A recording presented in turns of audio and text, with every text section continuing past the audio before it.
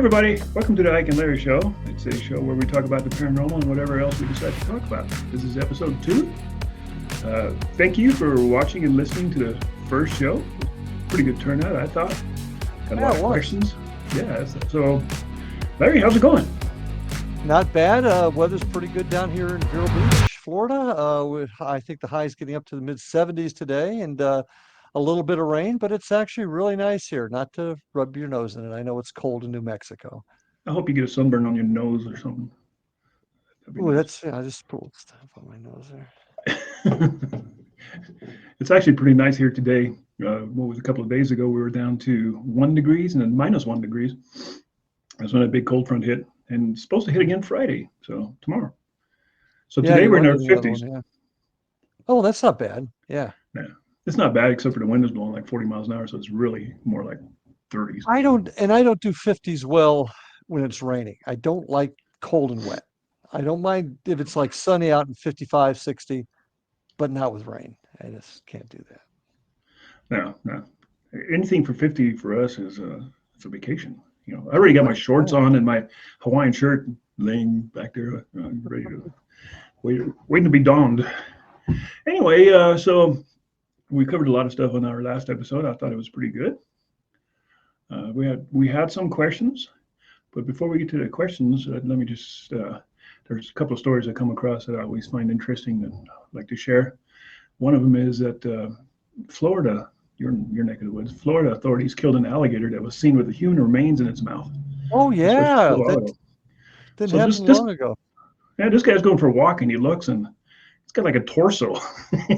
This alligator's like swimming along with a torso sticking out of his mouth. And he starts throwing rocks at it to see if it would, let go, or maybe you could identify it better. But the gator just decided to take a dive. And it was a 13-foot long male alligator. Yeah. It was kind of a sad story because the victim actually was a homeless person, was living in the woods. And it was kind of, like I said, a sad story. But what gators do is, that regardless of what their prey is, they'll grab them and they'll take them underwater and they'll bury them and then dig them up and eat them later. Same for later. Often. And that's kind of what you do. Yeah. Man. Yeah.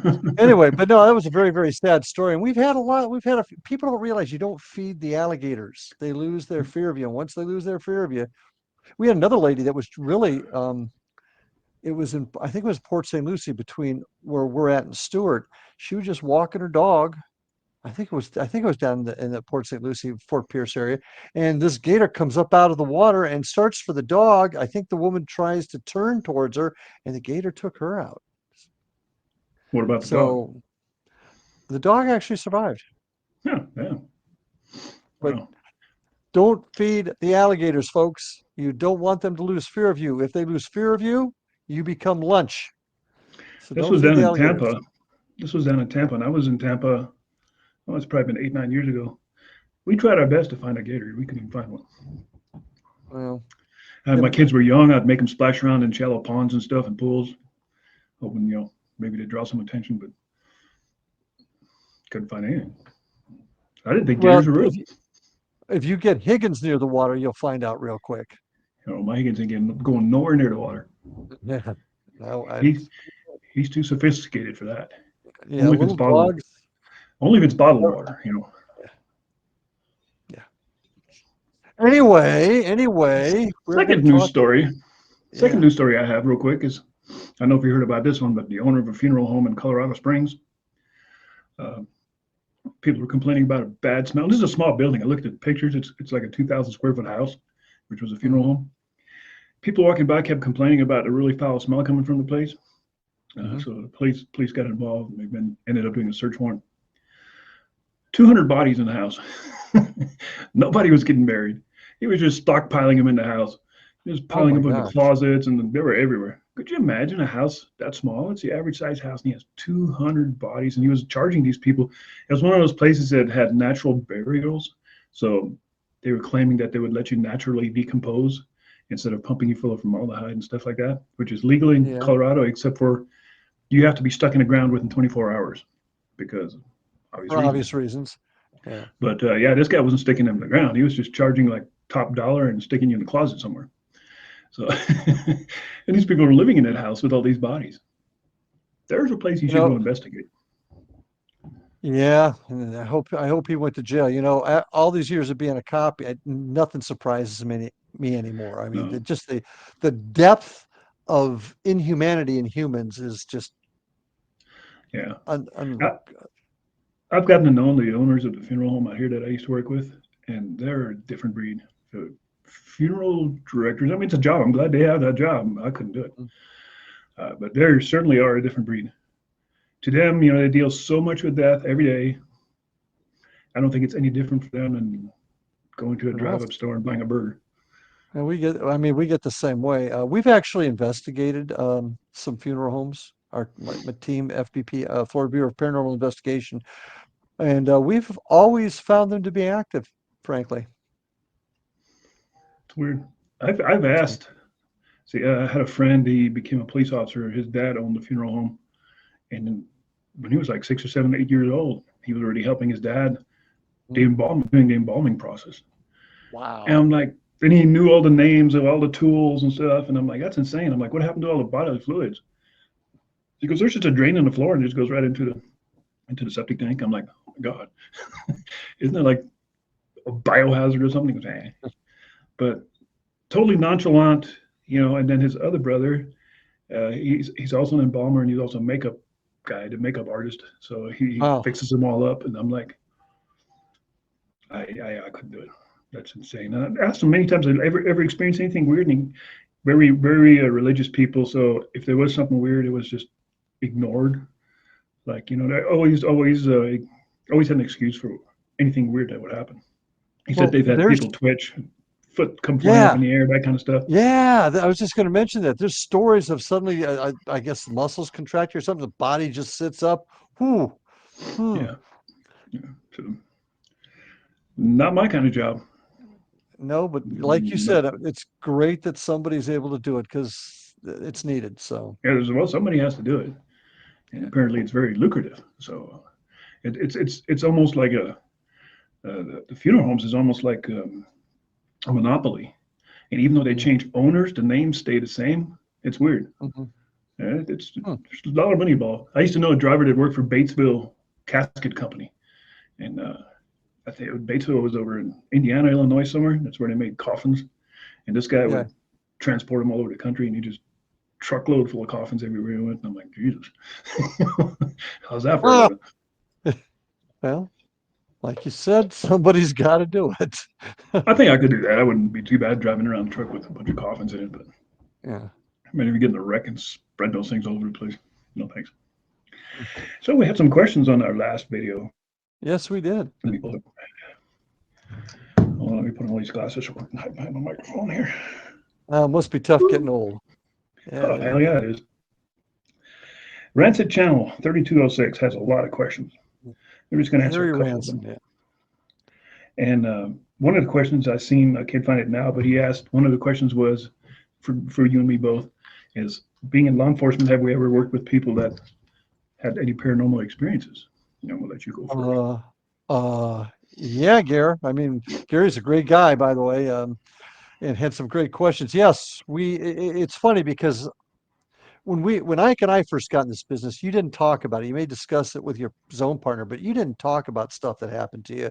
Nowadays, it's gotten pretty open and everybody chats about it. But a lot of police officers, not all, not everybody, but a lot of police officers, paramedics, firefighters, ER nurses, and ER docs, a lot of us have experienced things that we can't explain. And one of the theories behind that I kind of adhere to is it's just we deal with death and stress and anxiety and fear all the time. And is that what imprints what we're doing? I don't know, but um, yeah, I've had a number of friends of mine that have also had experiences, you being one of them. And one thing that comes to mind, it's a great video that came out of New Mexico, and that was the picture of that figure walking across a police department's compound with the gates locked. Mm-hmm. Up You in Las know, Vegas. was it? No, I don't think it was Las Vegas. I want Las to. Vegas, New Mexico, yeah. Oh, okay, okay. Uh, The real Las Vegas. The the real Unseen Las City. Vegas guy. But What happens there doesn't stay there. yeah, and how many times I've seen pictures of cops, at the scene of a wreck, and they'll take pictures as we do for crime scene purposes, and there's this strange mist or a figure standing off to the side. I've seen several of those. So yeah, Gary, a lot of our colleagues, anybody in the emergency services has had the experience on occasion of running into something we can't explain, paranormal, if you will. I think I sent you a clip one time a couple of years ago, maybe 2, 3, 4 years ago, uh, that a buddy from Santa Fe City Police had sent me. He goes, "Ah, you might find this interesting." And it was a police pursuit. And I think that video was put on YouTube by him. I can't remember where it is though. But it was a police pursuit, and he's chasing this car, and it's dark. And eventually, the car rolls over, and it turns out to be a fatal, like most pursuits turn into. Hmm. But his car camera is focused on the vehicle laying on its side or upside down the whole time, Right. and it picks up this misty white figure stepping out of the car, crossing the road, and going into Yes. the tree line. That was a Yes. buddy of mine Yeah. that filmed that. And Really, I remember I've that. worked with him. Yeah, I've worked with him, and I'm like, that is the most amazing I've ever seen. I think from a police video. I mean, that is not doctored. That is legit something misty. And some people, it was smoke from the car. I'm like, that thing had legs. It had arms. I was gonna You say could see it smoke get, with legs and arms, right? yeah, you could see it get out the car, and you could see it just go to the tree line, and it doesn't just dissipate into the tree line. It just kind of like stands on the side of the road, like it's watching what's going on, by the trees. Pretty weird. That was a good one. Well, it's not a cop, but I'll tell you a story real quick that I got a few years ago. I was doing one of my tours through Indian River Huntings, and we were in Fellsmere, and we were in the old school, which was built around 1916 and opened up then. It's now City Hall, but it monster drink, I see. Not And sponsored. I had a gentleman on the tour that was very stoic, very serious. And I'm thinking, oh God, he is just not believing any of this. And I never try to He get must have been any. your best friend. Never mind. Go ahead. He he and I never try to convince anybody of anything. I just present the facts as we have them. And I'm going through the stories and stuff, and he's real quiet, and everybody else is engaging on the tour. At the end of it, he walks up to me and he goes, Larry, had enjoyed the tour, but I need to tell you that I'm a doctor, and I did my residency somewhere in Colorado. I can't remember where. And he said I was in the ER, and we had a guy come in. He was cut stem to stern. He was dying. His guts were coming out, whatever. He was dying. We call in the thoracic surgeon, and the surgeon saves the guy. A miraculous save. The doctor was very talented. 3 or 4 months later, this victim walks into the ER to thank everybody for saving his life. And he asked, "Where's the doctor?" And I'll never forget how he described it. "Where's the doctor with the funny glasses?" And the gentleman the doctor I was talking to said, "Well, yeah, that was the surgeon that actually did the work to save your life. But how how did you see him? You were completely unconscious. You couldn't have seen him." And the guy just calmly said to him, "Well, I was sitting up in the corner of the ER, looking down at you guys as you were doing it, as you were saving me." And it turns out Mhm. this doctor was a believer based upon that incident, because this victim could not have seen what was going on, yet he perfectly described the situation and the doctor with the funny glasses. So another example, once again, not a cop, Gary, but it's a person that's involved in a scene where there's trauma. There's a lot of stories like that. Yeah. Um, as far as in my world, pretty much every police officer I've met, and I've met a lot of them because I was an instructor, as with the academy, I was a general police instructor. So I've come across police officers from all over the state. I don't think I've ever met one that straight out told me you're crazy or, why are you believing in this stuff. It's every one of them has had experiences, whether they talk about them, some are open about it. Some of them just like, I'd rather not even talk about it. But yes, I have had something weird happen. Every cop I know has a Yeah. story to tell. And it's like you said, not just cops. Another source, a great source for paranormal encounters is nurses. Because Oh, a lot wow. of Yeah. times, you know how that goes. Every time you arrest somebody, if you have to fight somebody or lay hands on somebody, 99% of the time before they go to jail, they go to the hospital because they think they can get away, or not away, but they can get out of going to jail. Yeah. by going to the hospital first. And so you have to take them to the hospital. So many times, you know, I end up taking somebody, I'll follow the ambulance to the hospital, and then I'd sit there and watch this guy. And while they're taking their time fixing him. But often I've talked to nurses over there, and you know, is this place haunted? That's usually a great way to start a conversation with the nurses. Because I go, hey, is this place haunted? And they look at you at first like, whoa, what do you mean by that? And I'm like, no, it's a hospital. Is this place haunted? And you'd be amazed the Yeah. stories they will tell you. And I've had a really good one. Our state hospital, UNM Hospital in Albuquerque, I was in there with a guy. There was three of us in there I with the heard you. I SWAT heard team. you were in there. I heard you were in Yeah, there. I was. There was three of us in there, and I was actually one of the police officers. And Oh, they were taking their sweet time working on this guy because it was not a priority, you know. And so I walked out into the hallway, and at the end of the hallway was real dark. There was a door that was locked. I don't know if it was locked, but it was closed. So I'm standing by the door and just kind of taking a break. And I hear a voice in my ear. I don't know what the voice said, but it was a voice. And I look around and it startles me. I look around right now, like, what the hell is that? So I go back up to the front desk and I ask the same question I always do to the nurse. I'm like, is this place haunted? And she goes, why? I'm like, I just heard a voice. And she makes fun and goes, well, that's the first sign of, you know, insanity. I'm like, no. I heard a voice in my ear. And she goes, you're not the only one. That happens here all the time. And I'm like, cool. Definitely, you know, the nurses are all on board. I have a nurse friend I paraglide with, and she oh, can tell you some crazy paranormal stories. oh yeah, yeah, yeah. And so I think that the moral of the story is whenever you're in a profession where there's a lot of tragedy, emotion, we tend to just see stuff and or experience Mm-hmm. stuff, and it's so long answer to your question, Gary. Yep, we know a lot of folk, a lot of colleagues that have experienced paranormal Absolutely. events. Let me see what else I got here. Keep talking while I read this real quick. Oh, okay. Well, anyway, yeah, Should be Gary, no Gary problem. also funny.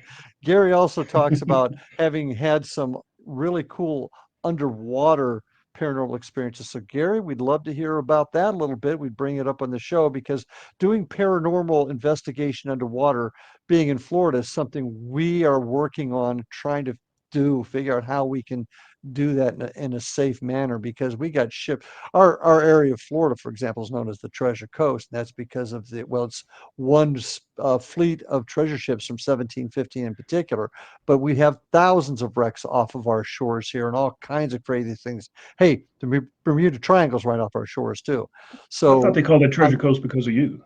But never mind.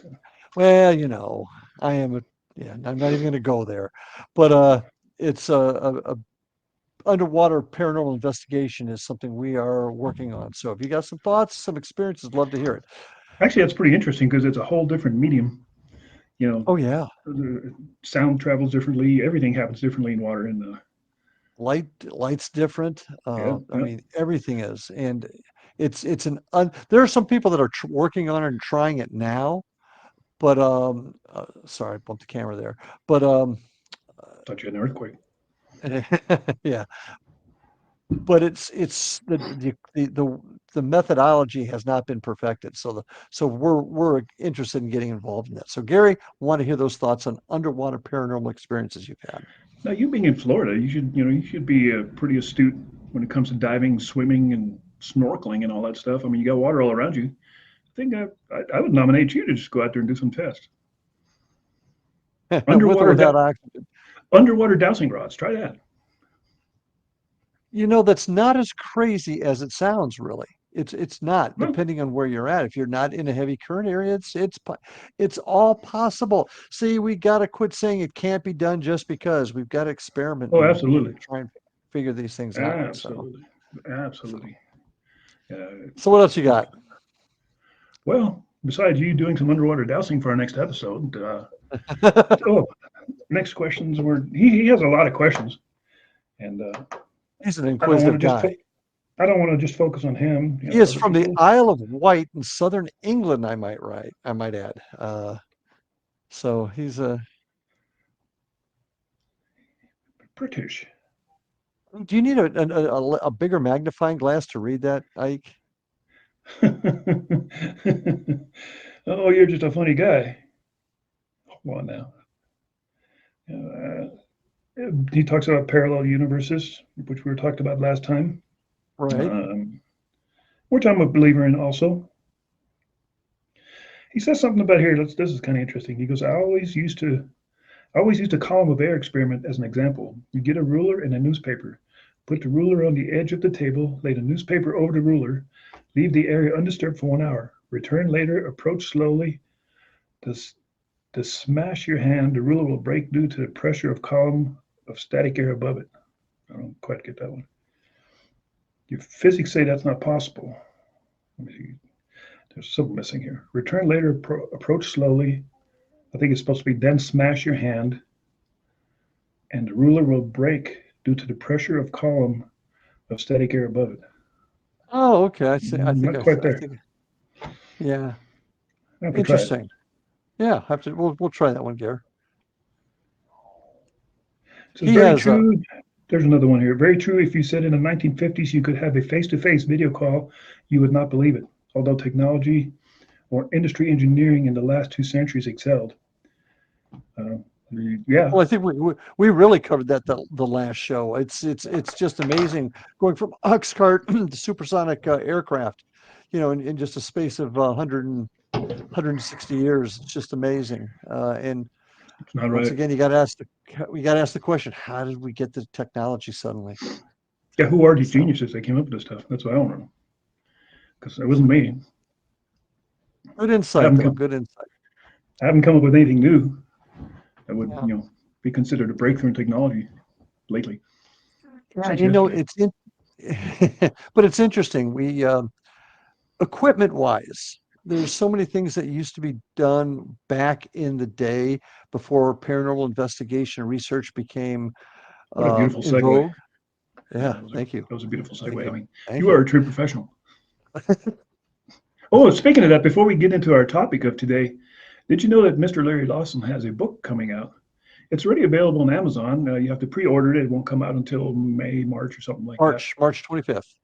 It's a real nail biter. I heard it's pretty good. I hear good things. I might even get a copy here pretty soon, as soon as it's available. But Yeah, congratulations, Larry. Good job. thank you, thank you. It's called Haunted Indian River County. That's the county that we live in, and it's just a culmination of many of the stories myself and my team have accumulated over the years, and as well as a lot of the legends. But it also incorporates the history of Florida. You look at places like New Mexico that has everybody knows the ancient history there, but a lot of folks don't realize what Florida has historically, and they think of us as oranges and sun and Disney World. Well, Florida's Crime. got some real. Come on. But yeah, I'm hoping folks enjoy it. It's Haunted Indian River County. It's being put out by the History Press. It's going to be available on Amazon and Barnes and Noble and some places like that. And March 25th, it'll be out. So Very good. really, We're proud of you. Good really happy job. about it. Thank you for Good job. mentioning it. And yes, we believe Florida could be haunted because there's a lot of history there and a lot of different cultures, a lot of different people bringing all kinds of Hmm. weird shit. So yeah, Absolutely, totally believe it. absolutely. Totally believe it. It's kind of like New Mexico. A lot of different cultures. That's why we have a lot of weird stuff happening here. New Mexico they call it the Enchanted Land? Is the land of The enchantment, right? the land of enchantment. Yeah, The people folks, I it's arrested true. called it the land of entrapment. That's what the bad people call it. Yeah, New Mexico, folks, if you haven't been there, check it out. It's wild, it's rural, but it's beautiful. And yes, it is haunted. I can tell you that. So, Definitely haunted. anyway, Definitely haunted. definitely. So go back to your equipment. We were talking about let's say 19th century, like mid 1800s, early 1800s. There was a movement afoot. There was a lot of new stuff being invented, like record players, Hmm. light, good electricity, all this stuff. So people are feeling very mystical about a lot of things. A lot of stuff is kind of magical. I mean, the first time Hmm. you had a electric light bulb, you were probably like, holy shit, what is that? How's this candle working? So I'm sure that's what fired up the whole mystic thing anyway.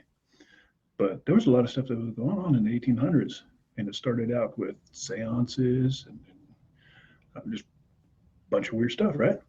Yeah, England really is where it kicked off. The Order of the Golden Dawn and places like that were doing all kinds of what people consider were satanic or evil, but it's also the birthplace of where paranormal research began. And then it raised its head over here on this side of the pond. I think it was really popular in the States around Oh yeah, 1920s. tens and Oh, big 20s. It time. was big time. Yeah. So, but Well, some of the some. Go ahead. well, I was going to tell you once again the tours I do in Sebastian. There's a place called. It's not in business now, but it was called Beyond Useless Boutiques, and it was an old ancient for us. It's built in 1913, and in this part of Florida, that's old. But it was the original city hall for the city of Sebastian and stuff like that. The woman that bought it, um, Lisanne Richards, who's a wonderful lady, she's not with us any longer. She was renovating it and she found something in the rafters in the restroom on the lower floor. And she held on to it for years and she gave it to me just around the time COVID got here. She said, Larry, I got to give this to you. I've been holding on to it. She handed it over to me. And it was a magazine all bug written, bug eaten and stuff and holes in it. She found it up in the rafters and it was from 1927 and the name of the magazine was Ghosts and it was filled with Wow. nothing but this sort of thing. That was 1927. So yeah, Yeah. this was a big deal back then. Well, I think ghosts have always been a thing. I mean, the Germanic history, going back 14, 1300s. I mean, they were Yeah, talking already about spirits and ghosts, and you just listen to any of their old fairy tales; they're full of ghosts. sure. So it's always been a thing. I think the belief in an afterlife has always been part of it, but the actively pursuing it, I think, with the exception of like druids and pagan rituals and stuff. But not normal people, because these people are normal too, but general public going into investigating back then, some of Hmm. the methods they used are pretty interesting. Yeah, they were. One method that I've used myself, although this is really old school, is today we look for cold spots and we'll use a digital laser thermometer because that's all the big thing. Glass of water, mercury thermometer. Yeah, yeah, That that's was that's that your was that'd be that's one way old to check school. it. Yeah, yeah, Yeah, that's old school. A yeah. compass. No EMF detector, just an old compass that suddenly starts spinning around. Have you personally ever witnessed a compass do strange things? Oh I have. yeah, yeah, yeah. Oh, definitely. Uh, Mostly in Florida, but I saw it. I used to hike the parts of the Appalachian Trail, and I'd have stuff like that happen up there. I'm sure a lot of it's because of mineral deposits on the ground, a lot of iron or stuff like that. But Yeah, pretty strange. I guess it happens on the Bermuda Triangle too. Huh? yeah. Well, there's so many theories about the Bermuda Triangle that they're still trying to figure out. Everything from methane gas deposits that are bubbling up to UFOs, everything else in between. That thing's been going on for a long time.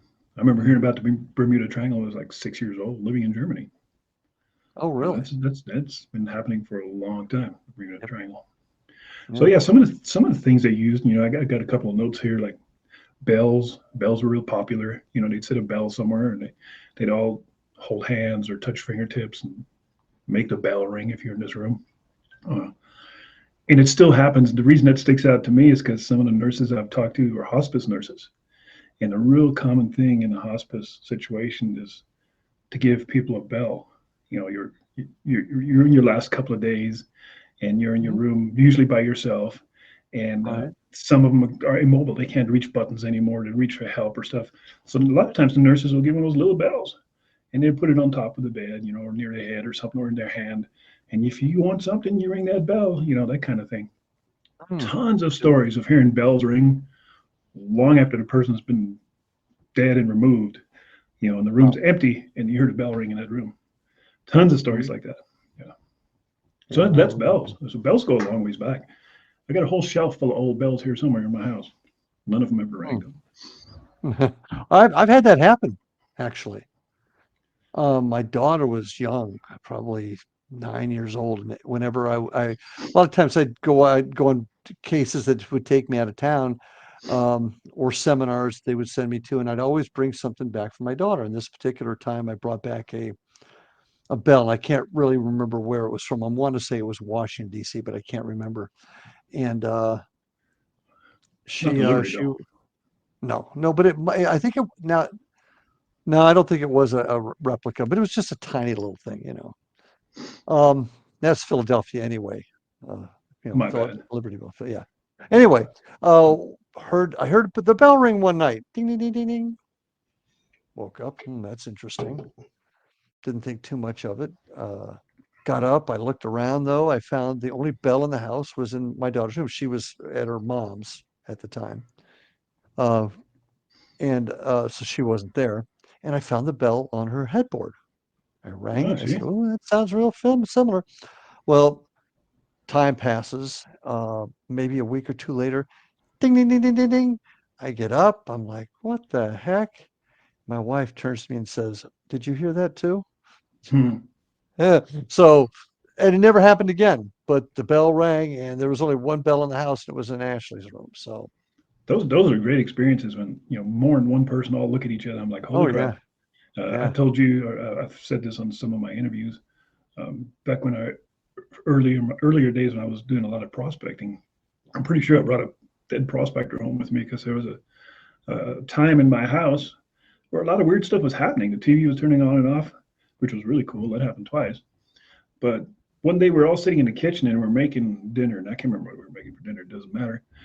But on this rare occasion, I was helping and I was chopping up onions and stuff like that. So we're all in the kitchen on the island and we're chopping up stuff, and it's my wife, Christine, my daughter, and myself. And I hear three notes on the piano, which is in the living room, and it's a structured sound. It's a C chord. It's ding, ding, ding, about that speed. So it's three keys, bang, ding, ding, but those keys aren't next to each other. Those keys are, Uh-huh. I think it's one, three, and then two away or something like that. It's a C chord on a Yeah. piano. I'm not a real good piano player.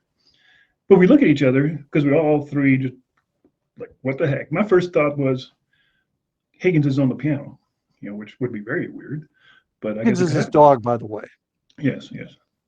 And he's a small little Chihuahua mixed up, but which he's never done before, and I wouldn't expect him. He's too fat to jump up there to begin with. But I look around the corner and the lid for the piano is closed. So next thing that pops in my mind is a cartoon. Maybe there's a mouse running down the keys like you picture in a cartoon.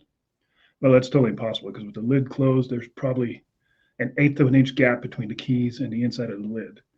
And Right. that's a real piano with weighted keys, so it takes a little bit of pressure to push those keys down.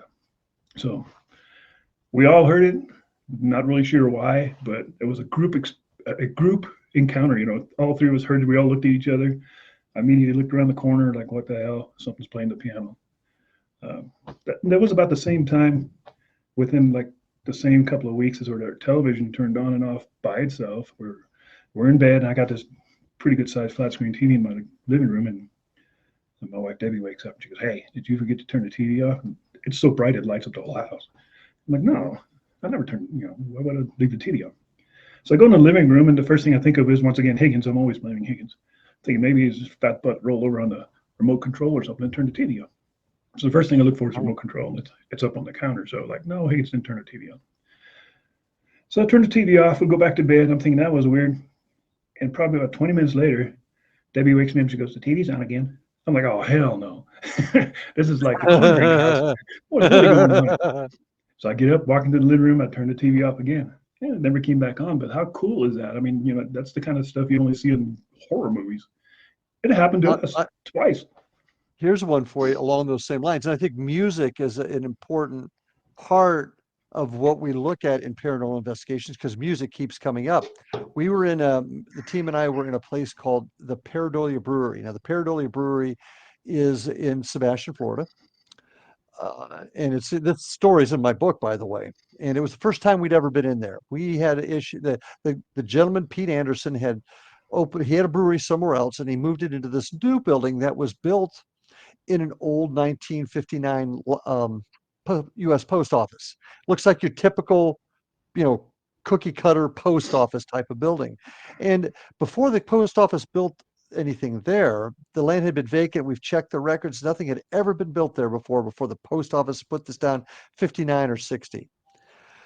So and then the post office left. It became a hardware store and a couple other things. Well, Pete then leased the old building for the brewery. He moved it from where it was to there, and they're fixing and they're having all kinds of problems. Oddly enough, most of their paranormal experiences was during the day. Okay. So we go to investigate at 7 o'clock in the morning when we start our investigation, and we're in the sitting area, and my team is just about ready to start a session with we with our spirit box, and we use we call it the Estes method, where the person listening to the spirit box has got earphones on. They're just starting to get this going. And I'm filming it. I got the camera. My back is about that far from the wall behind me. And I'm filming and they're getting started. And suddenly I hear about 4 or 5 piano notes. I stopped and I said to the guys, did, did you hear that? They all looked at me and said, we didn't hear anything.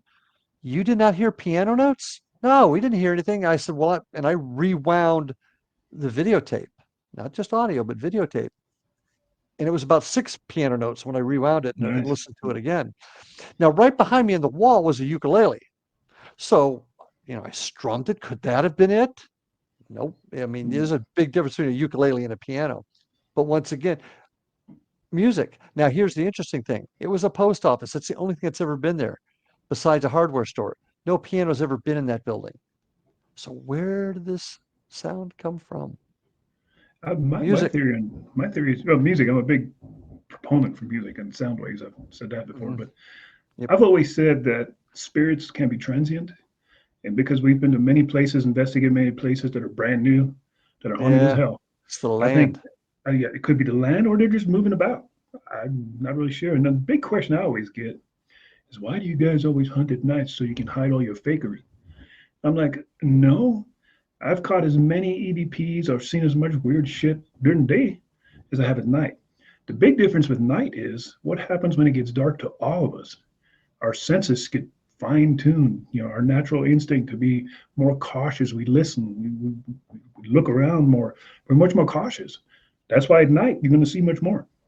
Well, also there's less distractions. The phones aren't ringing, people aren't coming in and out, business isn't being conducted, and you combine that with what you just described, and I think that's a big part of it. Also, our culture has done that. Think of the stories on a dark and stormy night, or all horror stories happen at night. But this story I just gave you, and our subsequent adventures at the Paradoley Brewery, all daytime stuff all daytime stuff. Now, along the same lines, I guess we're getting a little far afield of where we had thought about going, but we were a state prison that closed down not too far from where I live. It hadn't been a real old prison. It opened about 1979. It was a youthful offender prison, and it was a women's prison for a while, but it was with the state. And So you understand, got folks, relocated. I Where'd got they rid move of you it. to? Yeah. And just to let folks know, you hear jail and prison. They are two totally separate things. A jail is someplace where you go right after you're arrested and you wait trial. Prison is where you go after you've been convicted. So folks that are in prison are sentenced for something over a year. They're convicts. Anyway, a convict. Yeah, that's why they're called convicts. So anyway, we got the opportunity after it closed down. The new owners allowed us to come in and do an investigation. We only got one shot at it, unfortunately, before it turned into something else. But we're conducting an investigation. We go to the lockdown. They had one huge area that was a lockdown, a maximum security, if you will. And we're running our recorders through there. Now, this is not during the investigation. I need to bring this up. This was during the day while we were doing our walkthrough to prepare for our big investigation. We went through the whole place, but we're running recorders because we always do. And as we're walking out, this is about 3:30 in the afternoon, the recorder's going, but we didn't hear it until later. One of my other teammates actually recorded it. You hear my son Evan say, it's a shame they were locked up here in life and they're still locked up in the afterlife. Then you hear a male voice saying, hell, we ain't dead. Now, it's on my website, IndianRiverHauntings.com. Actually, it's on the Florida Bureau I've of heard that one. Paranormal Investigation side on it. Oh, have you heard this one? That one? Yeah, you shared it with me years ago. Yeah. And It's really yeah, I good. mean, earphones, you hear it really clear, but hell, Yeah, we ain't dead. 3:30 in the afternoon. yeah. So anyway, Prisons are great places. They're all. I think every place I've gone to, there's a place I haven't gone to where I could probably find something, where they're out in the middle of nowhere in nature. But prisons, like we have the state penitentiary that closed up in Santa Fe, and I worked up there for a little while, and that was the place of the one of the most bloodiest riots in the United States history. yeah, There are yeah. a couple of books written on that. Hell's Kitchen is one of them, but it was just horrific because it was a setup, and then the inmates got the keys, and the first place they went to was the infirmary and got a hold of all kinds of psychotropic drugs. And with that on board, the next place they broke into was the machine shops and got torches. And they immediately went to cell block 3, where they kept a protective custody inmates and started cutting them out of their cells because they didn't have the keys to those cells. They just cut the hinges and open the doors. And they would hold these people down and burn them with the torches, burn them to death. Decapitated people and put their heads on mop sticks and marched them around. One of the captains was stripped naked, and they dropped a chain around his neck and walked him around like a dog and sodomized him. And it was huge, terrible, right? The whole basement of the penitentiary was flooded and just floating around with bodies. It was long after, that happened long before I worked there. But I was there for a little while because I went to State Corrections Academy. And man, you talk about haunted place. There wasn't a person that worked there that didn't think the place was haunted. Everybody had experiences, stupid experiences.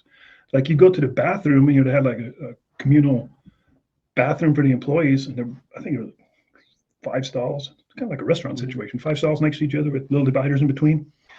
And this hasn't happened to me, but I've heard the story a million times. You'd be sitting there doing your business and a roll of toilet paper will come flying over the top of the wall and hit you in the head. And you'd be like, haha, very funny. And you get up and there's nobody in there. They call it toilet paper ghost because it happened so much. Wow. They'd see things in the mirrors. They'd see things. It was incredibly haunted place. Just not good. Well, on the topic of jails and prisons, that's where I had my very first paranormal experience. I know I've told you about it before, and folks that have heard me on some of my other shows, I've talked about it. But yeah, I was 20 years old working the Dade County Jail in Miami. That's where I got my start. And I was on the 4th floor.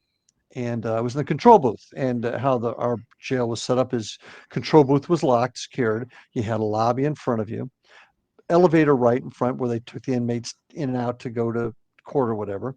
And then we had 3 wings, boom, boom, boom. And at the end of each wing was another gate, typical bar gate. And behind that was the walkway or the catwalk that went around all the outside of the jail cells. So you could go down the each hallway and look, or you walk around the outside to get a look at the whole cells for checks and whatnot. And I'm just sitting there, and clear as a bell, I see a tall, lanky person walk from right to left down.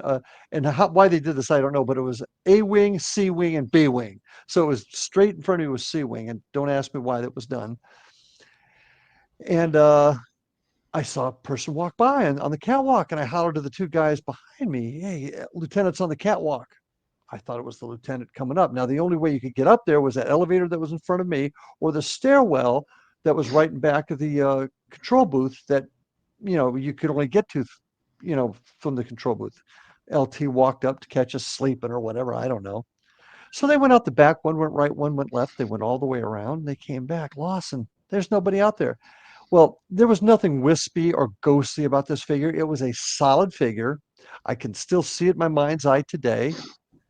And we had a lieutenant that basically fit the bill, but there was nobody out there. And I'm telling you, I just saw it. And the response to me was, Lawson, this place is haunted. We're seeing that stuff happens all the time. So, it's just the way that is. That was the standard response you'd always get. And I always get it. Like, don't worry about it. It's haunted. They won't hurt you. Don't be scared, pussy. Yeah. Do your job. But I don't want to go back there by myself. Yeah, that was the standard response. Yeah. So yeah, prisons are great for that kind of stuff. I mean, they're not great. They're great for catching paranormal activity. That's what they're great at. Yeah. Knocks, it's one of the things back in the old days. Knock on the wall, knock on the table. We kind of still do that today.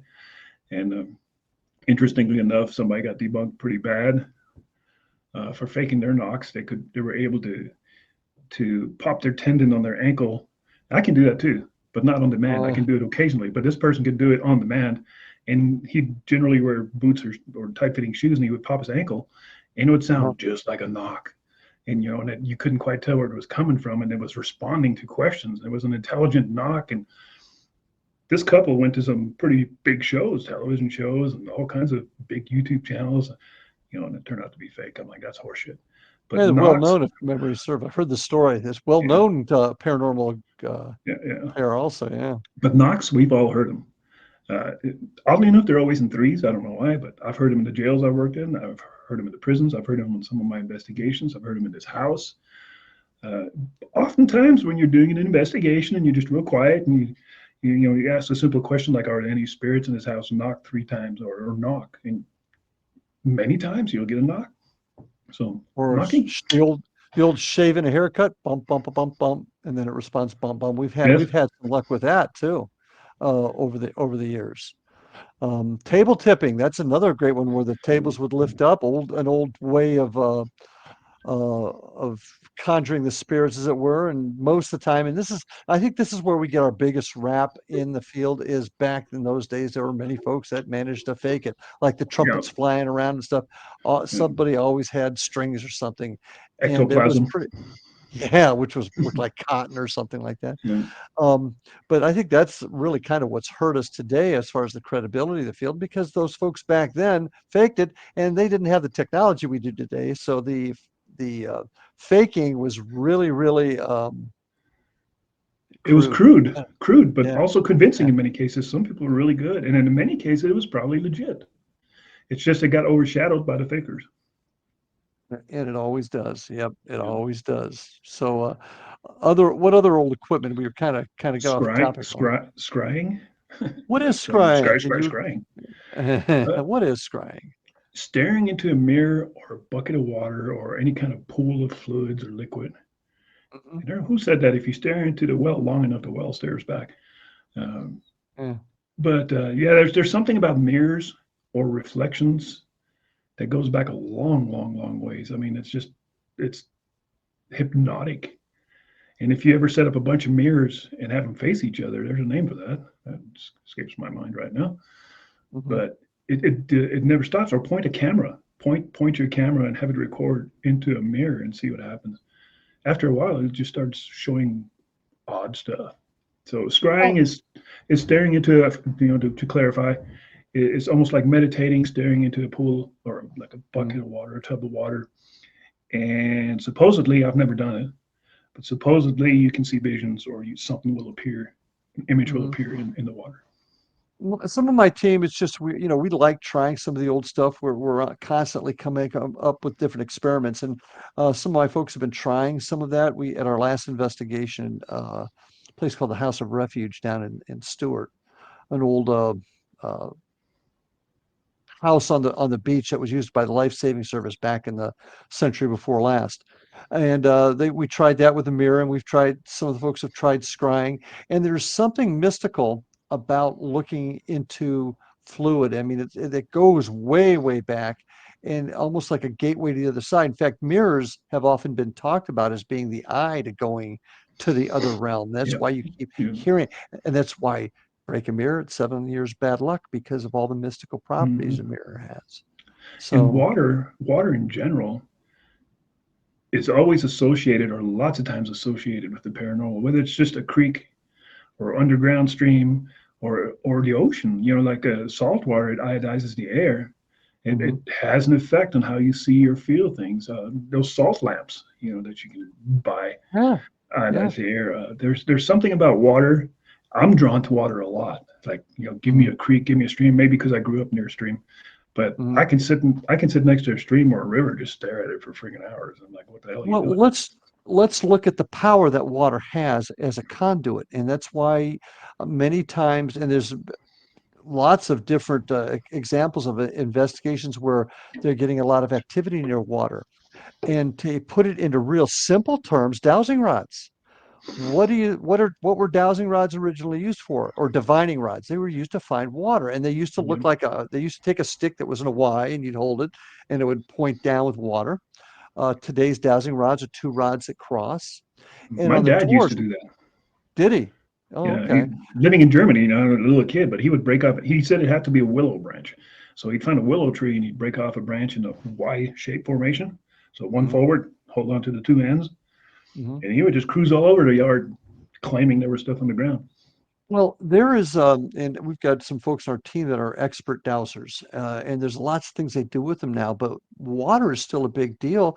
I've had drill diggers, well diggers, um, rather, on my tours that flat. I've had several of them now that have said, "Yeah, I still use dowsing rods today to find out where the water is to drill down." I even had an electrician on the tour one day that said, "Yeah, I use dowsing rods to find wires in walls." Bottom line is, it's that energy, that power, and water. Since man, since man's been able to communicate, has talked about the power and the energy found in water. And So, I've always messed around with dowsing rods, mainly because my dad did, you know. And mm, keep in mind, my dad wasn't a spiritual type ghost believer. He's 82nd Airborne Sergeant Major, you know. He's a no nonsense. I did 32 years in the military, so he was the kind wow. of guy that didn't put up with any bullshit at all.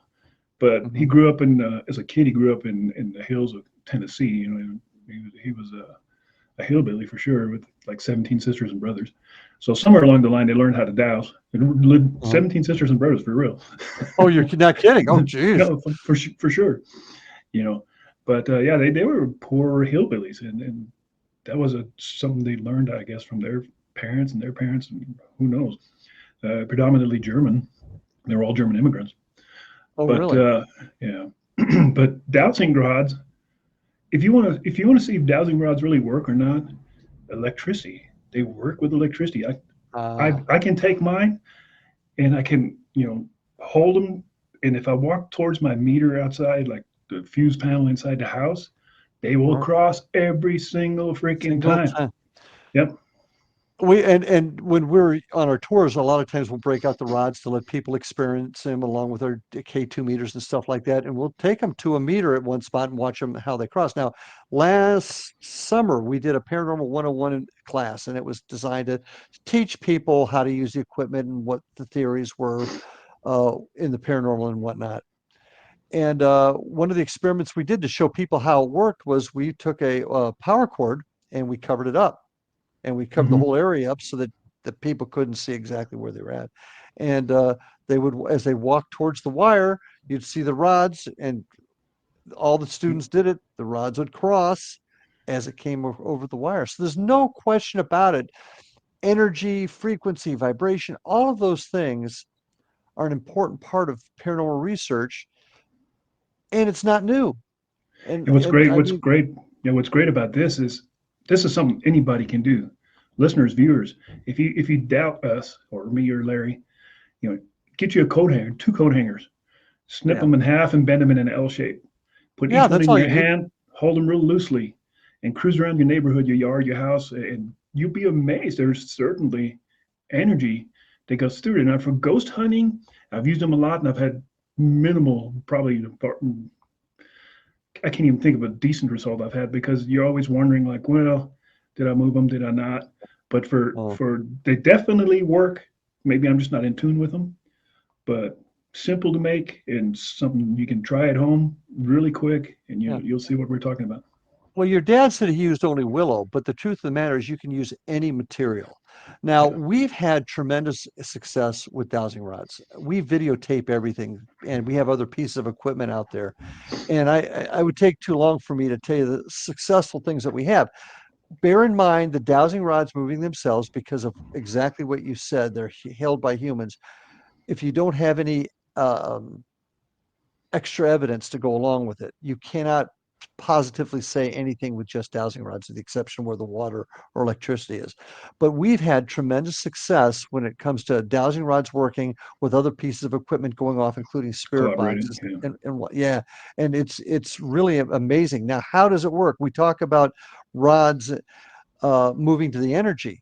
What I remember one time we were doing an investigation and the rods were answering questions, right?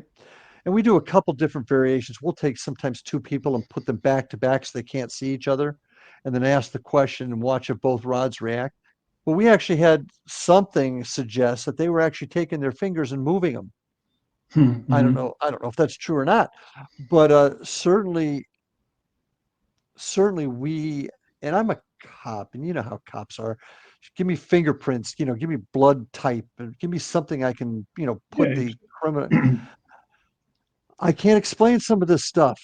I just can't. I think part of what makes them work is you have to hold them, and it's your body's energy, because we all carry electricity. Yeah. We all Yeah. have like 1 watt of energy that we produce at any given time.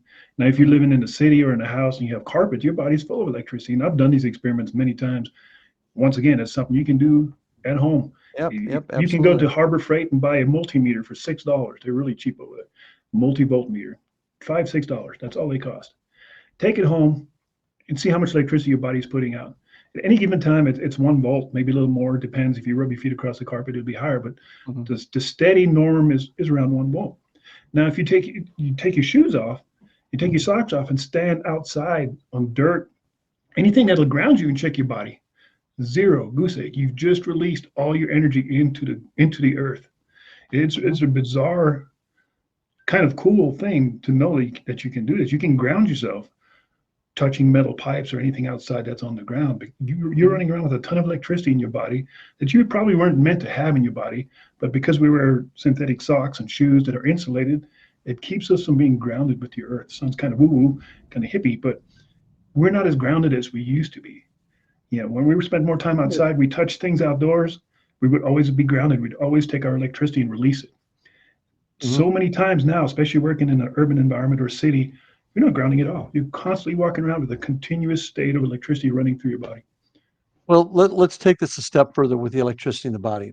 I think it's pretty well established that, or believed, I should say, that the other side uses that energy, electricity, because we're all electrical beings, to help manifest themselves or communicate. Uh, so if that is the case, it, batteries draining. How have you ever had batteries drain on an Yes. Oh investigation? yeah. Yeah. That's Yep. Yep. because it's Yep. believed that they're sopping out of there. Well, with the rods or anything else, they're using that energy in you to manipulate what's going on, perhaps. It's just a theory, but it's a great thought. Um, got two members of my team, Sherry Cox and Nikki Shreves. They own a thing called Doodlebug Dowsing, and I've got a they're pair. real experts on it. Yeah. I've got a Uh, pair of their dowsing rods. Thank you very oh, much. They're that's very right. nice. You do. Yeah. Yeah, that's right. You do. And I'm gonna. That's somebody we really ought to talk to sometime because they can talk with such a level of expertise on rods. It's unbelievable. But it's just one of those things that we can use to help connect with the other side that maybe gives us answers. And we're still trying to figure out why that happens. Is it the electricity in our body? I can't use the rods. I'll be honest with you. I very rarely have had success with them. My Yeah. son Evan, Sherry, Nikki, Spanky. I don't know if you know. You probably don't know Spanky, but he's a retired firefighter on my I've talked crew. to them. Uh, he is great with the rods. So I think you kind of hit it a little bit too. A lot depends on you sometimes, but Yeah. but I find them very helpful. To be quite But honest. it's another great simple tool that anybody can use. Hmm. And like for me, if you want me to find your fuse box or your underground buried cable, I'm on it. I'll find that sucker. So they work And really good. and type of material really doesn't matter. My son had one made out of antennas from a car, and he did it so they could collapse. He would collapse them, and they'd have a little um, thing on it so they could fold up. And he'd just take them out, open them up, and he would use them. They worked great. Yeah. So material really isn't an issue, or type of material. I initially got into them to find gold. You know, I took them up to my claim, Okay, and yeah. but because the ground was so mineral rich, I mean, you know, it couldn't differentiate between gold, copper, silver, lead, and whatever else was floating Mhm. around in the ground there. So no, it didn't work. So the next thing was candles. Ah, candles. They used to use Candles. candles. You know, if the candle flame got bigger, got smaller, if it flickered, if it changed Hmm. colors. A lot of times they had candles that would turn from orange to more of a blue or greenish colored. All of those were supposed to mean a spirit was present. Now you say, well, that sounds like a bunch of bullshit. But think about it. All religions burn candles. Why are Yep. churches filled with candles? Why is it when somebody mourns somebody, they burn a candle? Why is it, for a commemorative thing, they burn a candle? Hell, why is a living torch a freaking candle? There's something about the flame. There's definitely something going on. You Yeah, know anything? I'm not sure how I feel about candles, and you're 100% right. I mean, it's definitely connected spiritually to our species, if you will. But a lot of times candles, I mean, their colors can change because of something that may have gotten on the wick, or maybe when it was made, maybe there was some copper that somehow tougher one for me. Um, but I Well, know a lot of people do use it. we've used candles for several investigations, and there's some things that can happen that are interesting. Like if you're in a room in a house where there's no drafts and you got a normal candle burning with a regular flame, and all of a sudden the flame goes sideways, like you can tell a gust of wind hit it. Yeah, That's a good yeah, thing. yeah, yeah. I can do If your that. candle blows out, you definitely got a problem. Now you, yeah, So yeah. there's candles have their use. Um, Yeah, the fire, just the fire in itself from the candle probably Mhm. helps you get into a state of trance or a state of mind, because fire is such a primal thing. Now, for you city Mhm. dwellers, I don't know if you see fire a lot, but for us country people, a fire, it invokes something prehistoric. Like if we make a campfire, you can sit there and stare at a campfire forever. It just there's something about a fire. Yeah. And a candle, what is a candle? It's a tiny little fire. So maybe that helps in that aspect. I don't know. Well, yeah, I think it is primal. And you mentioned, I don't know if it was this week or last week, you mentioned drums. Boom, boom, boom, boom. Yeah, I yeah. mean, once again, a very tribal, very ancient method of communication and making music or whatever. And it can be very, very hypnotizing. And this goes back to something else I think we talked about a lot last week is the brain and how the brain reacts to this stuff. And are the is the fire, is the candle, is the beating of the drum, does that trigger something in our Right, brain right. that opens up doors? You said something really last week that I thought about a lot since we last chatted. And that's the fact that we are not as in tune as we used to be, as we were back when we were caveman days. Yeah, Maybe our brains were actually open more and were more uh, successful conduits to the other side. absolutely. And maybe light, maybe fire, like from a candle or the drum beat, maybe that reopens those lost There's a channels. couple more things. We already talked about grounding. We don't Hmm. walk outside and get in tune with the earth anymore. We don't ground. And another thing that people, especially adults, don't do anymore, and I do it quite often because it kind of it's fascinating. Now, this is Go a out. it's a family channel, so I don't know if you want to go. It's not a family channel. If there's kids here, they need to get the Oh, hell out. But go outside and lay down in the grass. You got grass and gator infested swamps. But how many times do snakes. adults lay outside on the ground and get the perspective of the world from ground level? It's weird. When you're young, you're always spending time on your hands and knees rolling around in the dirt. When you're a Mhm. teenager, you're rolling around in the dirt with your girlfriend or boyfriend. But when you become an adult, it all stops. And just go outside, and you feel kind of stupid doing it, but find your place and just lay down on your back and look at everything from a different perspective. It's very meditative. It's weird. It does something to you. Once again, it clears your mind. Maybe because you're being grounded. You're completely being grounded. Maybe because all electricity is Point. being sucked out. But people don't do it anymore. We don't That do was a lot candles. of things we used to. Yeah. Yeah. Smoke. That was the next one. Okay. Uh, Once again, all religions use some sort of smoke. I mean, what happens when they get a new pope? Hmm. What does the Catholic Church wave back and forth Yeah. when they're cruising around? What did the Native Americans do? All indigenous tribes, what do? They cleanse themselves with smoke, gets rid of bad Smoke. spirits. Yep. Yep. Smoke plays an integral part. I've never used it. I've smoked it, but I've never used it in an investigation. But Uh, smoke is one of those things that gets used a lot up to this day. and I could see that, but I could also see the naysayers saying smoke. It's you're claiming that you've seen something, but it's just the way the smoke rose. And there's some truth to that. I mean, that's one reason why you don't smoke in a paranormal investigation because you don't know what you're Right. going to get on the camera. But But that's interesting. I've never I was considered thinking, using smoke.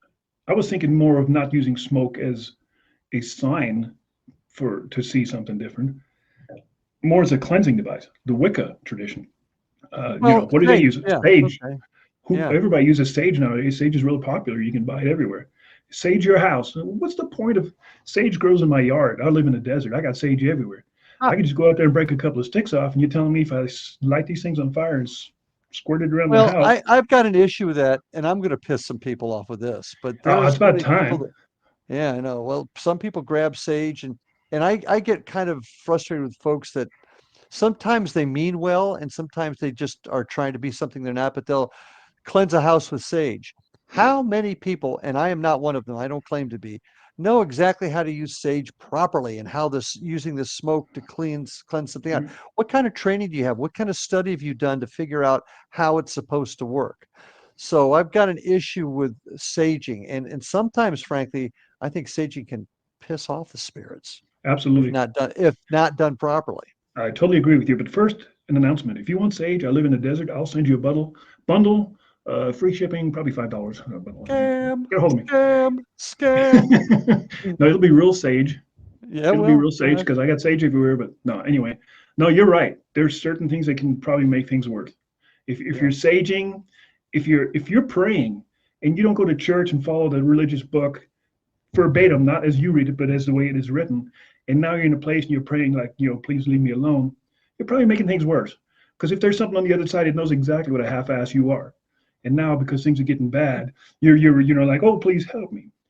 It, you don't see me praying in investigations because they would backfire on me horribly.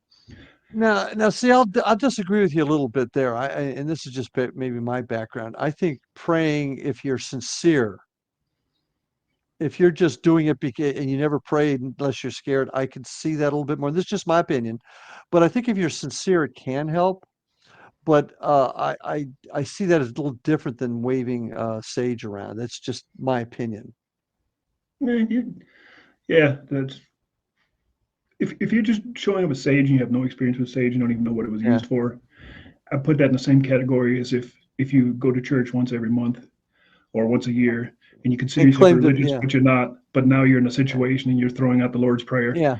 It ain't probably going to If help you because what if there's on the other side, if it is demonic or something like that, it's going to look at you like, you're the one I want.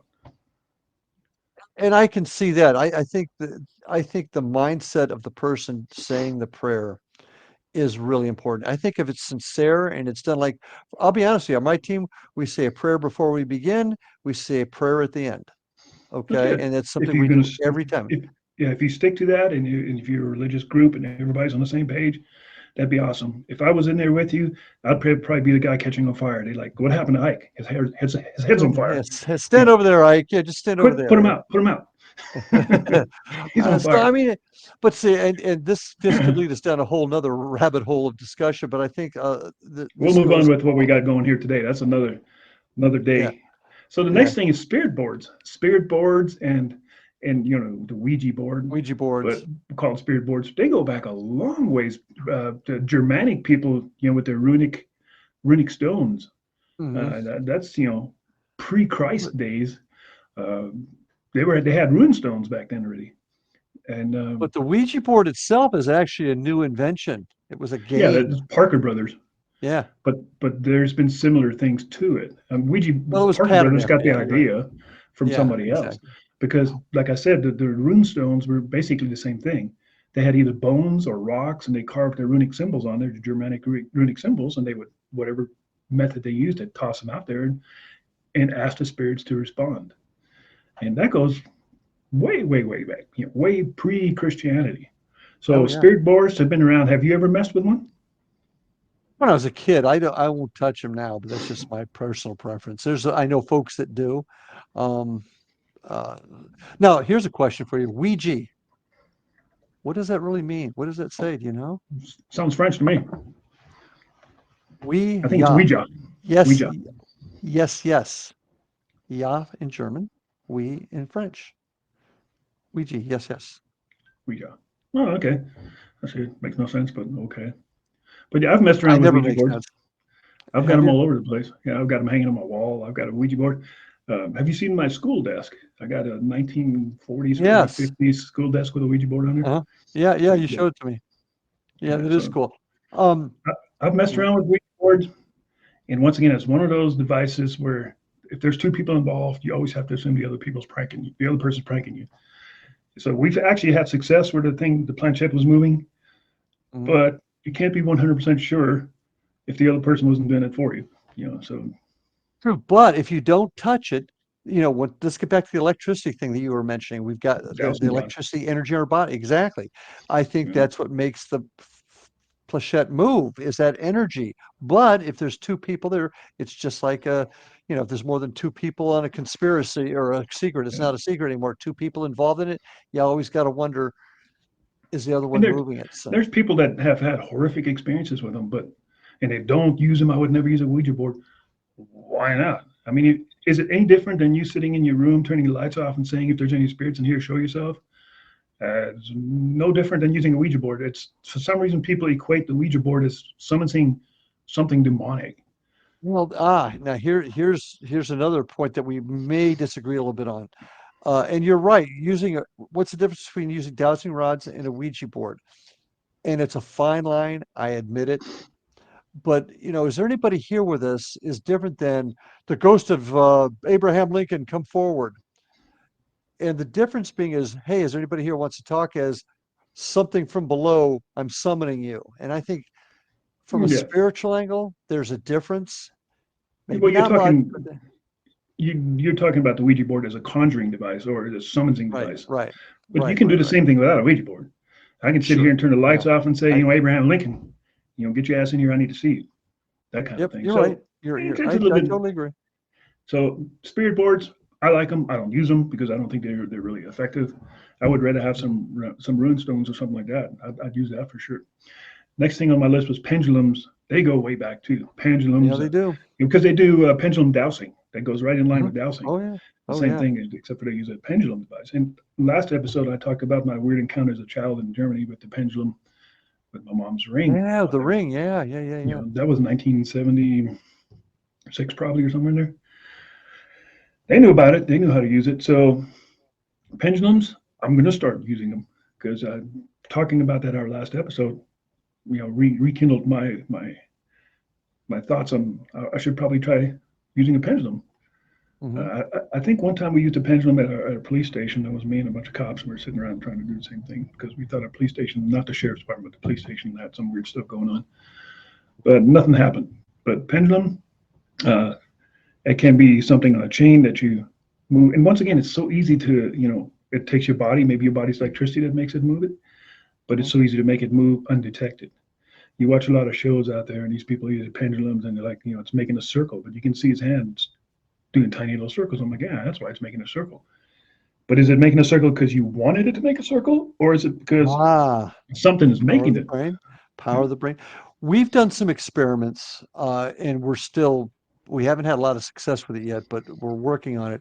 Is dowsing rods and pendulums, not holding them directly, but like having the pendulum attached to something, and we're like touching a piece of metal that goes to the device that's holding it. Mm-hmm. Makes sense? That Yeah. way our hand can't be involved. Now, we haven't had a lot of luck with that yet, I'll be honest with you. But that's something we're looking at, trying to see if, because we've had a lot of success believing, or that's a bad way to put it. We've had a lot of success with both dowsing rods and pendulums, but always the thing is are you doing it? But if your energy is involved, how can we connect the energy to the rod and have them move on their own? If that Yeah. makes sense? We've done that in the past. We've taken dowsing rods and put them in a glass or something that holds them without us touching them. They wouldn't Hmm. move. But there's Yeah. one way I could make them move, and I'll replicate this experiment one day and put it on here. It's with sound. You've seen my music room. I've got some very big Yeah. speakers, and I can take two dowsing rods and set them in a tall glass to where just the tops are sticking out, and I Hmm. can get on my phone and hit my infrasound app and play it through my bass speaker. And you watch those door rods bounce around. They'll start moving left, they start moving right, they'll start crossing. And Oh, it's a sound you can't even hear. and I was going to ask you that. What is infrasound? And of such a low frequency the human ear can't hear it. Or Yeah, ELFs, extra low frequency, which the submarines use to communicate. You can't hear yeah, it. That's yes. interesting. So it comes back to sound again. Yeah, We talked about sound in the past, but sound definitely plays a part in all of this stuff. yeah, The I next thing I agree. got on here is seances. I mean, back in the 19th century, we got to move along here. 19th century seances. I've never participated in a seance. I'd kind of like I to, have. but it'd have to be legit people, somebody I would trust, and see what happens. Like I said, I've never been in done a seance. Meditation. Yeah. I've done a lot of meditation. Meditation works. It really opens up your mind. Just breathing differently. That's one of the functions in our body we have complete control over. And if you just do a different breathing exercise, once again, sounds very woo woo and very hippie. Try Well, it. well, Try different we breathing, and you'll see what happens. and Chris, our friend Chris Huff in England, who's a medium extraordinaire, has talked to me about this. And as you're meditating and thinking, just kind of in your mind's eye, look at the inside of the back of your head. I know we physically can't do that, but in your mind's eye, do it. And that supposedly, when you're in that state of meditation, you're going to see the pathway. I've never been able to do it, but who am I to say it can't happen just because I haven't been able to do it? but I've reached certain points and I can't meditate real well. My mind's always going too much. I haven't yet perfected a way to calm my mind down enough. But when I've reached a certain level, it's amazing, yeah, how in tune you start becoming to things. And it's not just a mental thing; it actually has physical attributes I about it. agree. Look at I some of the agree. monks that have lived in caves, in super Hmm. cold caves without heat for years, Hmm. or submerged themselves in cold water without any ill effects. I mean, so it definitely affects something in your body if done correctly. I've never reached that point, but just relaxing and breathing differently can change a whole lot how you Hmm. feel, how you think about things. So that's some of the old stuff. Can you think of any other of the old stuff that was used back in the days? Wow. Well, the compass and the mercury thermometer were the two ones that I've used. I mean, a lot of what people used to use back then were their own senses. Mhm. And they put and I still put some stock in it, but the problem is you don't always know if it's something that they're creating out of their own desire. So that's the downside to using senses as a tool. But between the of the flashlights, have you ever used the flashlight experiment? Yes, and then I've kind of debunked that myself. I'm a little electric savvy when it comes to that stuff, and it's just metal expanding and retracting, You and think? Because we've had some success with it, but I'll take your it happens so infrequent that you ask questions, nothing happened. You ask a question, nothing happens. You ask a question, nothing happened. Then are you Bob? And just out of sheer coincidence, that's when the metal expanded again. The light turns on, and you meet, oh, it's Bob. Bob just turned the light on. yeah Then yeah nothing happens. I Nothing can see it. happens. I can see it. I'll tell you one flashlight incident that I did have success in though, and had nothing to do with the flashlight coming off. We were in a restaurant that was closed, and they had some activity going on in the women's restroom. We won't even touch that, but there was a flashlight that was up on the ledge, and I'm sitting in there asking questions, and the thing flew off and about hit me in the forehead. So yeah, Yelled that's so different. loud. Had nothing to do with the light coming on. The light it just got knocked off. So, Now, that's a, physical manip if you can get two flashlights or three and set them Mhm. all next to each other, and if they all three blink at the, or two even, if they blink at the same time or turn on and off at the same time, then you got something different. Because the odds of them exactly heating and cooling at the same rate would be Yeah, astronomical. It's not going to happen. that's So a if you're good going to use point. Good flashlights, point. use two, at least two, That's a good point. Excellent point. or set them in opposite places and have them play games. Turn on this We've done one, that. turn on that one, and if they go And back and forth fairly regular, maybe. we've had some success doing that. We always used a minimum of two. So, Well, but there's another old one I got just thought of. What do they call it? Automatic writing. Get a piece of paper, put a pen in your hand, just blank out, and write whatever comes to mind. That's another old school, 1800s type yeah, um, thing. I but can't remember what they call it. There's a name for that. yeah, it's not, yeah. Automatic writing is how I know it. Yeah, yeah. It's called there's automatic writing. But there's still people that do that's, that. yeah, the only downside to that is, it's too easy to manipulate it. How real is it? Uh, I don't know. I don't know. Yeah, yeah. I That's could a write tough you. one. I could write you a whole story. Just hand me a piece of paper and like, blank mine, and I can just write anything I want. But see, that's the problem with so much equipment in our field today, Ike. We really haven't changed. Think about all the old stuff we've talked about. We're using modern versions of it now. We haven't gotten into the spirit box too much with it going through radio waves, which is personally, I think, where we're going to get our big break. But in reality, have we really come up with something new? Not since the 1980s. The newest thing, the newest thing, I guess, in the 1980s was when Art Bell was about, and he had a guy for the first time on his show. And you all know who Art Bell is, I hope. If you're Yeah, our age, you know who Art Bell is. He was a pioneer in paranormal radio who radio. reached the Yeah. entire world almost. But he had a guest on there who, hello? Oh, okay. I just thought, thought I was hearing a ghost, but it was my wife. Oh, oh, He was a pioneer in EVP. He had a guy on there that pioneered EVPs, and he was recording them on these little micro cassettes. And that was the yeah. first breakthrough in the 1980s. Like, what the hell is this guy doing? What is this magic? That was the newest thing that came out, for a long, long time. But if you go back, that's really not new. If you go back into the 50s, a guy named Rodive and Jorgensen started experimenting. Well, that was into the 70s too. But back at Edison talked about it. Yeah, Nikolai Tesla talked about that type of thing. So even though how we're seeing it today, you're right. There's the more but modern look Edison at it. invented the gramophone with the Yeah, intention of communicating with the dead. It wasn't meant to be a music player. He thought he was inventing a machine to communicate with the dead.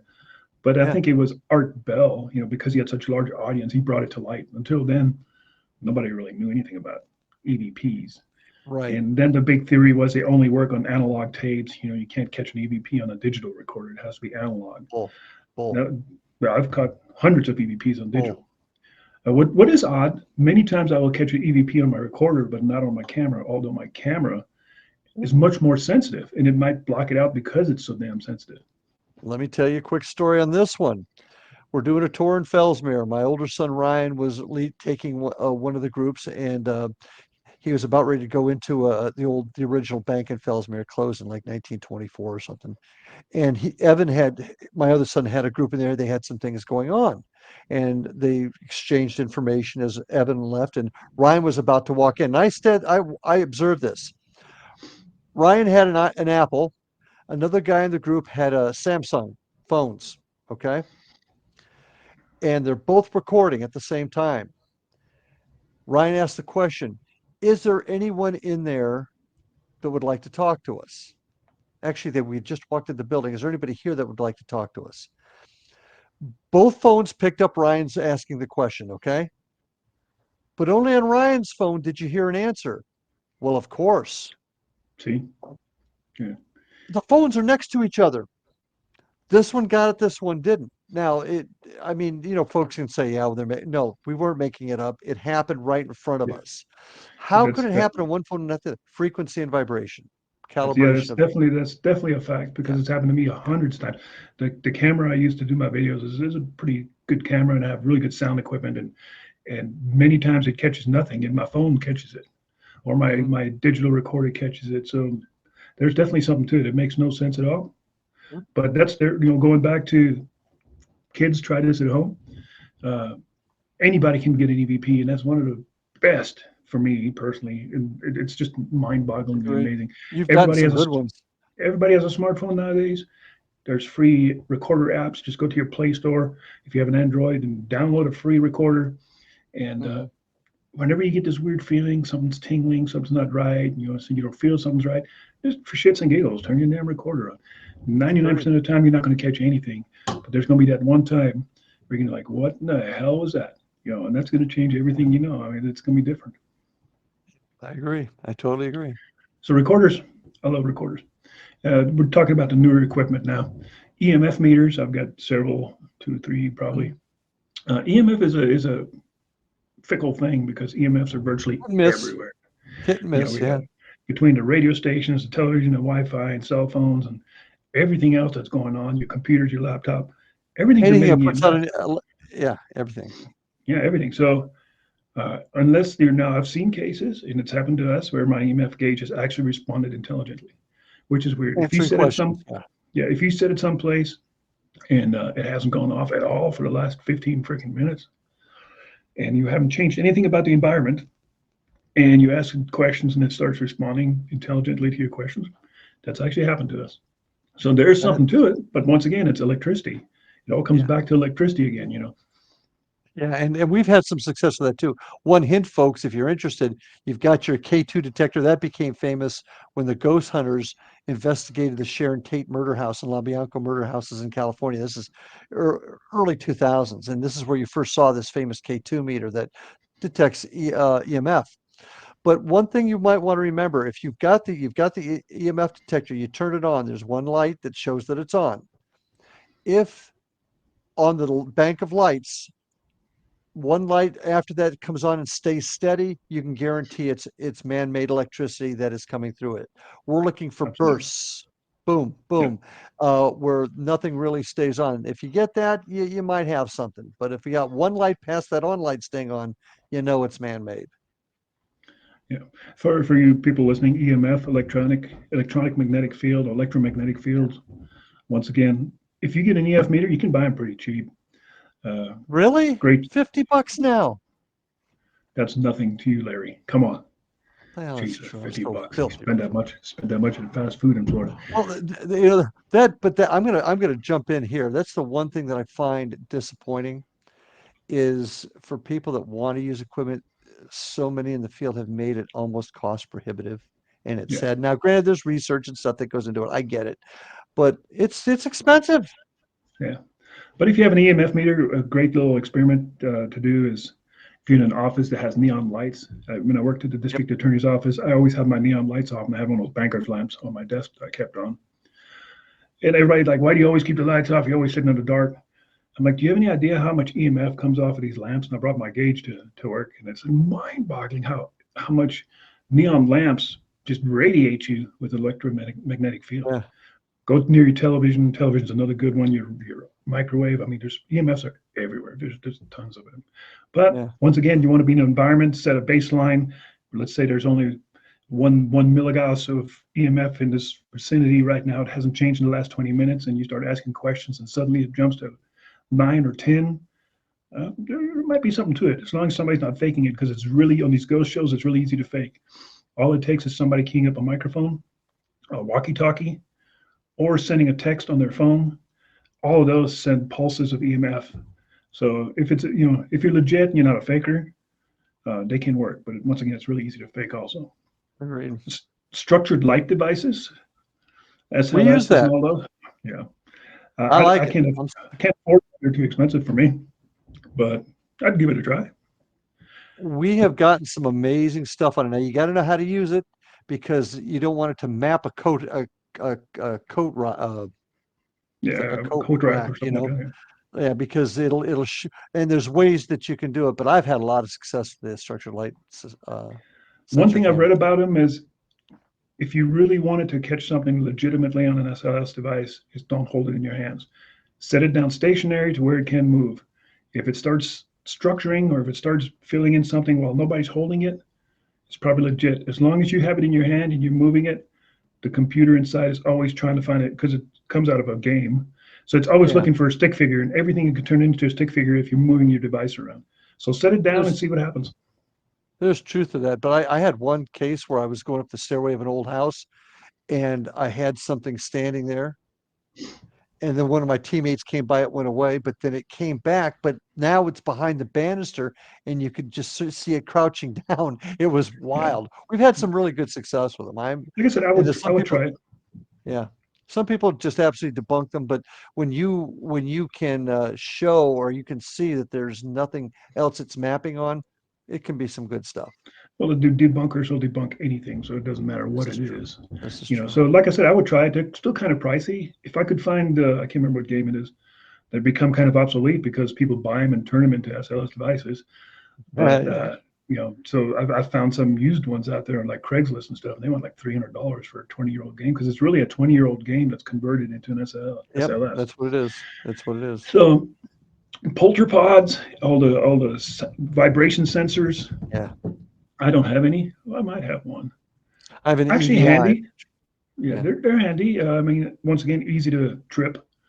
If you have a vibration sensor sitting on the floor and if you stomp your foot, it'll go off. And you don't have to really stomp your foot. You can clap your hand or you can just clear your throat. And if you're close enough by, you can Uh, probably make it go off. Depends on what you have. I use a thing called my EDI instruments, and it's fantastic. And it's so good. Good to It know. comes with an SD card, and you put it in there, and it not only does the vibration, but does EMF. It does humidity. It does barometric pressure, and temperature. Yeah, I've seen that one. And That one's a good one. Eh, oh, it is a good one because let's say you get a voice or something, and at the same time you get a voice, you put the card in the computer and you've graphed it all. Same time you heard a voice, you see on the EDI that it graphs vibration or some sort of change in the temperature or humidity. That's good evidence. So I like it. It's also a pricey device though, I think, right? It's a couple $100 at least. Oh yeah. I think it's closer to three. Yeah. And another one I have on here, and this I gotta tell this story first because I think I was in the forefront of this one. Radio scanning devices. Basically, it scans Spirit boxes. at the rate you set it at, all the frequencies, whether AM or FM. And I actually have two of those devices.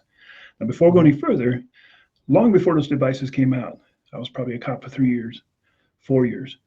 We used to park at, being rural out in the middle of nowhere, nothing was going on at the time. So I'd park next to another deputy and we'd play the radio scanning device.